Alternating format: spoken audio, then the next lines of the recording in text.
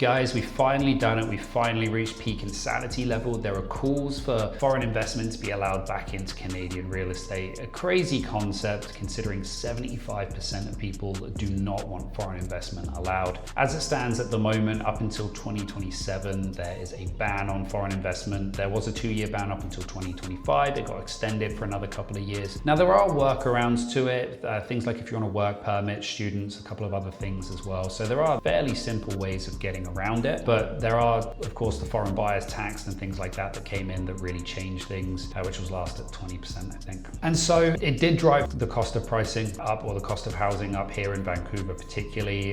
Vancouver, we love nice walks by the seawall. We love going to go watch our Canucks lose, and also we partake in money laundering apparently on a very, very large scale basis. And so it did drive up the cost of a lot of properties. Obviously there's a lot of illegal activity involved in it. It has a really bad stigma to it. Foreign investment overall, obviously money laundering is bad outright, but foreign investment has a bad stigma to it. I think politically it could be like a death trap. Anyone who comes in and says foreign investment is going to be allowed, even if it's just to try and boost the pre-sale market, which is predominantly what the call is for, right? I think it's very, very obvious that the only people who were really purchasing these pre-sale properties were investors, heavily so. And when you've got projects now, the way that it works in order to get them off of the ground and to get the financing is they need to sell, somewhere between 50 to 70% of the units before they actually put shovels in the ground in order to get the financing. When the majority of that was coming from investors, and now investors have fallen off a cliff, they're not going to be getting the construction. People are walking away. People don't want to buy pre-sales. You find yourself in the market in which we're at now. And very clearly, a lot of that investment was coming from overseas. And so that leads us on to our next point. Who is it who's asking for this foreign investment? It's not the people who are just looking to buy a home and live in a nice community and raise their kids there and know their neighbors and things like that.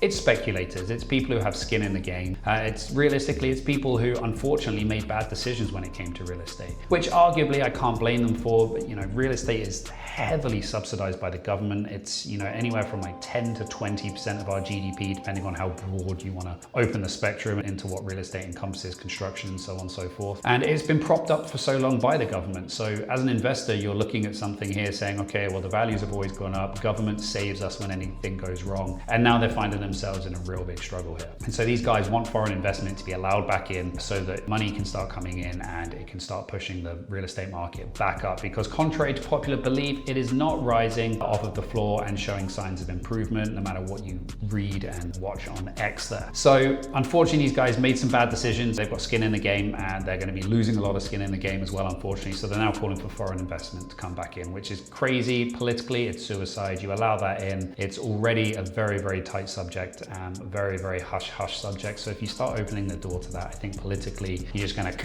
your own party. I don't think it's going to happen. It's not going to be allowed. It's just speculators who are just trying to, hopefully, and possibly some realtors as well, who are just trying to get some product moving out there to inevitably either get paid or reduce their losses. But let me know, do you think that foreign money should be allowed back in the country? Smash that like and that subscribe button. And as always, thanks for watching.